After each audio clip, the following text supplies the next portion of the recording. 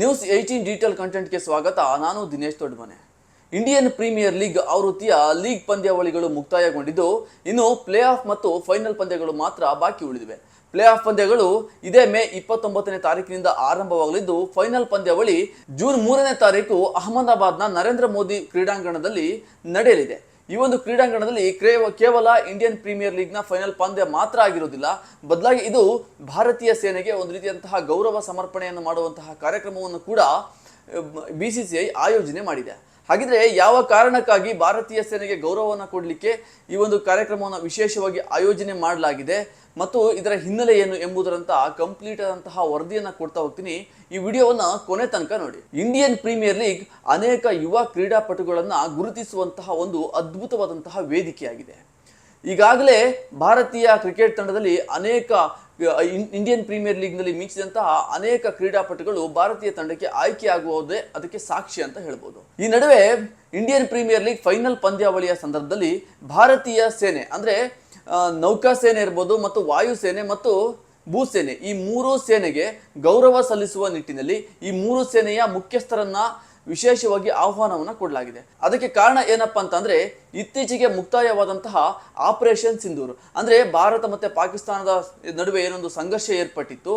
ಆ ಸಂಘರ್ಷದ ಸಂದರ್ಭದಲ್ಲಿ ಹೋರಾಡಿದಂತಹ ಭಾರತೀಯ ಸೇನೆಗೆ ಗೌರವ ಸಲ್ಲಿಸುವ ಉದ್ದೇಶಕ್ಕಾಗಿ BCCI ಈ ಒಂದು ಕ್ರಮವನ್ನು ಕೈಗೊಂಡಿದೆ.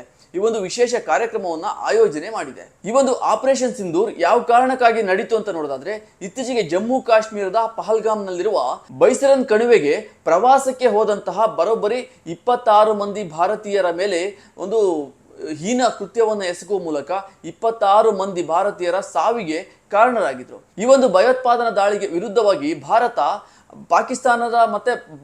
ಪಾಕಿಸ್ತಾನದಲ್ಲಿ ನೆಲೆ ನಿಂತಿರುವಂತಹ ಉಗ್ರರ ವಿರುದ್ಧ ಮತ್ತು ಪಾಕ್ ಆಕ್ಯುಪೈಡ್ ಕಾಶ್ಮೀರ ಅಂತ ಏನಿದೆ ಆ ಒಂದು ಭಾಗದಲ್ಲಿ ನೆಲೆಗೊಂಡಿರುವಂತಹ ಭಯೋತ್ಪಾದಕರ ನೆಲೆ ಮೇಲೆ ದಾಳಿ ನಡೆಸಿ ಅಲ್ಲಿನ ಒಂದು ಭಯೋತ್ಪಾದಕರ ನೆಲೆಗಳನ್ನ ಧ್ವಂಸಗೊಳಿಸಿತು. ಇದಾದ ಬಳಿಕ ಸುಮ್ಮನೆ ಇರಲಾರದಂತಹ ಪಾಕಿಸ್ತಾನ ಕಾಲು ಕೆರೆದುಕೊಂಡು ಭಾರತದ ಮೇಲೆ ದಾಳಿಗೆ ಮುಂದಾಗಿತ್ತು. ಈ ಸಂದರ್ಭದಲ್ಲಿ ಭಾರತೀಯ ಸೇನೆ ಪಾಕಿಸ್ತಾನಕ್ಕೆ ತಕ್ಕ ಪ್ರತ್ಯುತ್ತರವನ್ನು ನೀಡಿತು.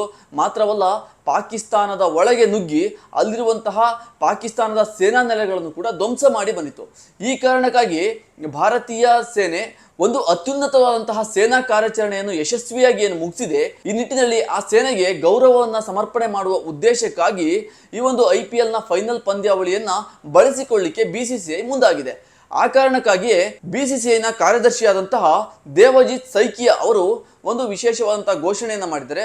ಅದು ಕೂಡ ಭಾರತೀಯ ಸೇನೆಯ 3 ಸೇನೆಗಳ ಮುಖ್ಯಸ್ಥರನ್ನ ಆಹ್ವಾನಿಸಿ ಅವರಿಗೆ ಗೌರವವನ್ನು ಸಲ್ಲಿಸುವ ಮೂಲಕ ಇಡೀ ಭಾರತೀಯ ಸೇನೆಗೆ ಗೌರವ ಸಲ್ಲಿಸಲು ಮುಂದಾಗಿದ್ದಾರೆ. ಇನ್ನು ಭಾರತೀಯ ಸೇನೆಯ 3 ಮುಖ್ಯಸ್ಥರುಗಳು ಯಾರಪ್ಪ ಅಂತ ನೋಡ್ತಾ ಹೋಗೋದಾದ್ರೆ, ಮೊದಲನೇದಾಗಿ ನೌಕಾ ಸೇನೆಯ ಮುಖ್ಯಸ್ಥರಂತಹ ಅಡ್ಮಿರಲ್ ದಿನೇಶ್ ಕೆ ತ್ರಿಪಾಠಿ ಅವರು, ಹಾಗೂ ವಾಯುಪಡೆಯ ಮುಖ್ಯಸ್ಥರಂತಹ air chief marshal Amar Preet Singh ಅವರು, ಹಾಗೂ ಭೂಸೇನೆಯ ಮುಖ್ಯಸ್ಥರಾದಂತಹ ಜನರಲ್ ಉಪೇಂದ್ರ ದ್ವಿವೇದಿ ಅವರಿಗೆ BCCI ಆಹ್ವಾನವನ್ನು ನೀಡಿದೆ. ಹಾಗಾಗಿ ಈ ಒಂದು IPLನ ಫೈನಲ್ ಪಂದ್ಯವನ್ನ ಇಡೀ ದೇಶ ಮಾತ್ರವಲ್ಲ, ಜಗತ್ತು ಕೂಡ ಈ ಒಂದು IPL ಫೈನಲ್ ಪಂದ್ಯವನ್ನ ಕಣ್ತುಂಬಿಕೊಳ್ಳಲು ಕಾತರದಿಂದ ಕಾಯ್ತಾ ಇದೆ. ಇಂತಹ ಸಂದರ್ಭದಲ್ಲಿ ಭಾರತೀಯ ಸೇನೆಯ 3 ಮುಖ್ಯಸ್ಥರನ್ನ ಗೌರವಿಸುವುದು ಇಡೀ ಭಾರತೀಯರಿಗೆ ಒಂದು ರೀತಿಯಂತಹ ಹೆಮ್ಮೆಯ ಕ್ಷಣವಾಗಿದೆ ಅಂತಾನೆ ಹೇಳ್ಬೋದಾಗಿದೆ. ಇದೇ ರೀತಿಯಾದ ಇನ್ನಷ್ಟು ಸುದ್ದಿಗಳಿಗಾಗಿ ನಮ್ಮ ನ್ಯೂಸ್ 18 ಯೂಟ್ಯೂಬ್ ಚಾನಲ್ ಅನ್ನು ಸಬ್ಸ್ಕ್ರೈಬ್ ಮಾಡಿ ಮತ್ತು ನ್ಯೂಸ್ 18 ಫೇಸ್ಬುಕ್ ಮತ್ತು ಇನ್ಸ್ಟಾಗ್ರಾಮ್ ಪೇಜ್ಗಳನ್ನು ಫಾಲೋ ಮಾಡಿ.